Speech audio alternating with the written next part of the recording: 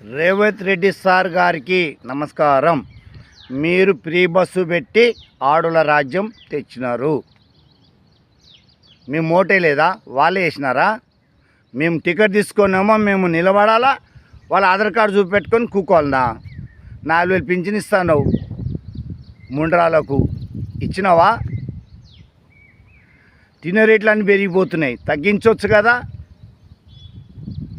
ఏం సార్, గరీబులకు సాయం చేస్తాను ఎక్కినావు, పింఛన్లు ఇస్తలేవు,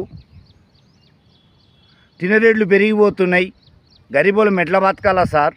దొడ్డు బియ్యం తిని బతికేటోళ్ళం, మీరు సన్న బియ్యం తిని బతుకుతారు. మిమ్మల్ని నమ్మి ఓటేసినాం సార్. ఫ్రీ బస్సు తీసేయండి, సగం టికెట్ పెట్టండి సార్, అందరు బాగుంటుంది. ఈ ఫ్రీ బస్సు పెట్టినందుకు అందరూ ఎగబడుతున్నారు. ఈడికల గాడికి నడవని కూడా బస్సు ఎక్కుతున్నారు.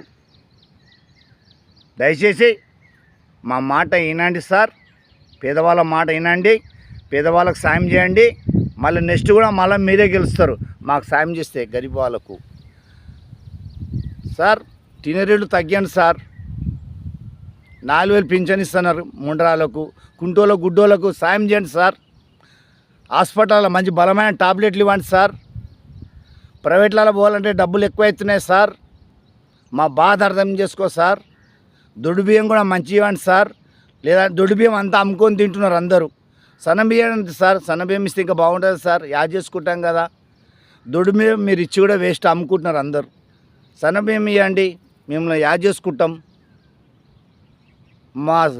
మా పాలిటను దేవుని అనుకుంటాం సార్.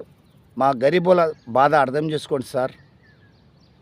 ఫ్రీ బస్ తీసేయండి, హాఫ్ టికెట్ పెట్టండి సార్. రేట్లు ఎట్లా పెరిగిపోతున్నాయి సార్? పేదవాడు కొనుక్కొని తినగలుగుతాడా సార్? ధనవంతులు అంటే కొనుక్కొని తింటారు, మేము పేదవాళ్ళం ఎట్లా సార్? ఇదే సార్ మా బాధ, అర్థం చేసుకోండి సార్.